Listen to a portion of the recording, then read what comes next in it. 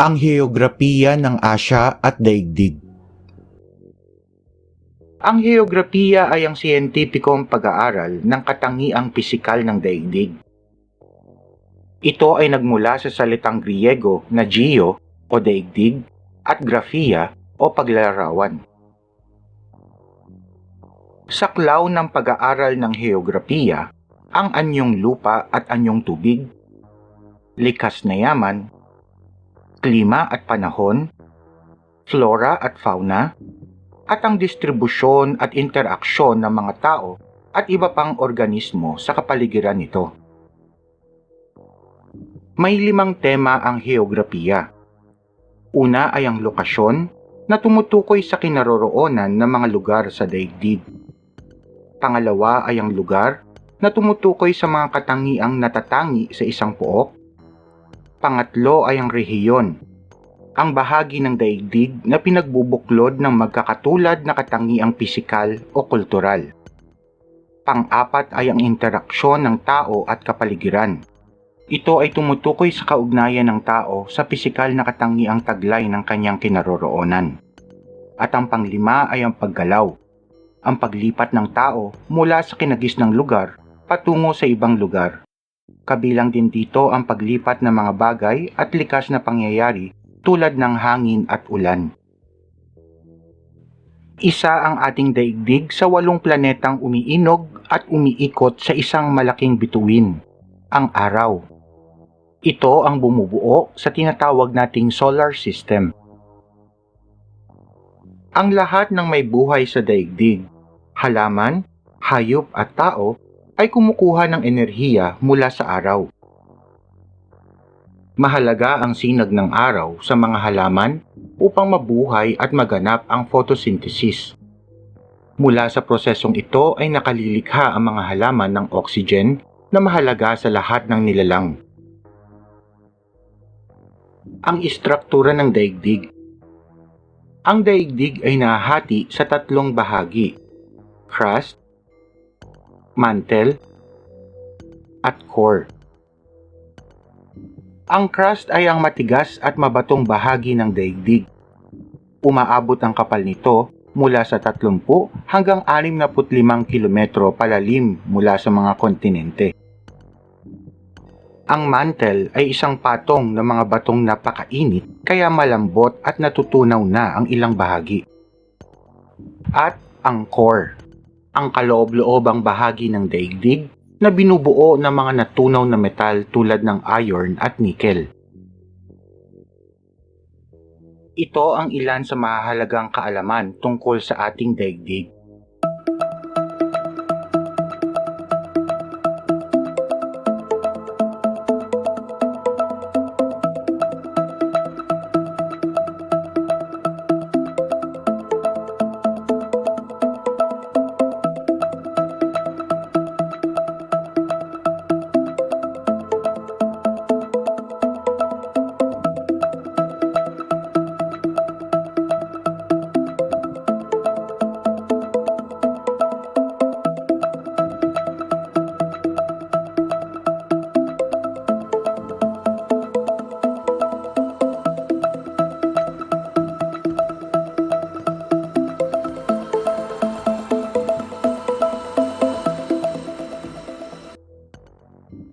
Sa pagtatakda ng lokasyon ng isang lugar sa globo o mapa, mahalagang mabatid ang ilang termino at konseptong may malaking kaugnayan dito. Sa pamamagitan ng pagbibigay ng guhit longitude at guhit latitude ng isang lugar, ay maaaring matukoy ang lokasyon nito sa globo sa paraang absolute o tiyak. Ang meridian o longitude ay mga patayong imaginary lines mula hilagang polo hanggang timog polo. Ang prime meridian na nasa Greenwich, England ang itinalaga bilang 0 degree longitude na siyang naghahati sa daigdig sa eastern at western hemisphere. Ang 180 degrees longitude mula sa prime meridian, pakanluran man o pasilangan, ang tinatawag na international dateline na matatagpuan sa kalagitnaan ng Pacific Ocean. Nagbabago ang pagtatakda ng petsa alinsunod sa pagtawid sa linyang ito. pasilangan man o pakanluran. Ang guhit latitude ay mga pahigang imaginary lines mula silangan pakanluran. Ito ay sumusukat sa distansya mula sa hilaga o timog ng Ecuador na siyang itinakda bilang 0 degree latitude na humati sa daigdig mula sa Northern Hemisphere at Southern Hemisphere. Ang ilan sa mga kilalang guhit latitude maliban sa equator na may 0 degrees ay ang 23.5 north at south latitude at ang 66 degrees north at south latitude na siyang humahati sa mundo sa mga rehiyon ng Tropic of Cancer, Tropic of Capricorn, Arctic Circle at Antarctic Circle. Ang mga guhit na ito ay may kinalaman sa klima na dinaranas sa mga lugar na nasasakop nito. Ang mga lugar na malapit sa equator ang nakararanas ng pinakasapat na sinag ng araw at ulan. Samantalang ang mga lugar sa Arctic Circle at Antarctic Circle, ang mga lugar na kakaunti lamang ang nakukuhang sinag ng araw, kaya't lubhang napakalamig sa mga lugar na ito. Tinatawag na kontinente ang pinakamalawak na masa ng lupa sa ibabaw ng daigdig. May mga kontinenteng magkakaugnay, samantalang ang iba ay napapaligiran ng katubigan. Mayroong 7 kontinente sa daigdig. Ito ay ang Africa, Antarctica, Asia, Europe, North America, South America, at Australia. Isinulong ni Alfred Wegener, isang German meteorologist at physicist, ang tsoryang continental drift. Ayon sa tsorya ni Wegener, ang mga kontinente ay dating magkakaugnay 240 milyong taon na ang nakalipas. Ito ang supercontinent na Pangaea na napapaligiran ng karagatan na Pantalasa. 200 milyong taon ang nakalipas nang magsimulang gumalaw ang mga continental plates sa ilalim ng lupa at mahati ang Pangaea sa 2 kontinente. Ang kontinente ng Laurasia sa hilaga at Gondwanaland sa timog. Nagpatuloy ang paggalaw ng mga continental plates hanggang sa marating ang kasalukuyang kinalalagyan ng mga kontinente. Ito ang ilan sa mahalagang datos ng mga kontinente sa mundo.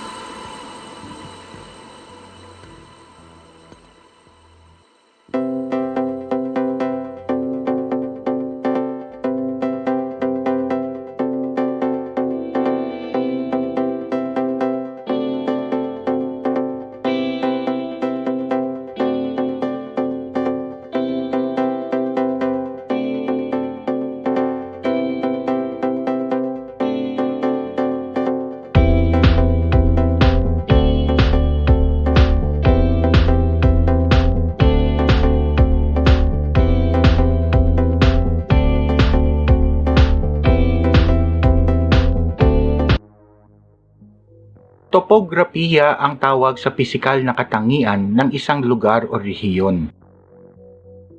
Sa pagdaan ng panahon, ang mga tao ay natutong makiangkop sa kanyang kapaligiran. At sa kasaysayan ng sangkatauhan, ang mga kauna-unahang kabihasnan ng daigdig ay umusbong malapit sa mga lambak-ilog. Kabilang dito ang mga lambak ng Tigris at Euphrates, Indus at Wangho sa Asia, at lambak-ilog ng Nile sa Africa. Ito ang ilan sa mga katangi-tanging anyong lupa at anyong tubig sa ating daigdig.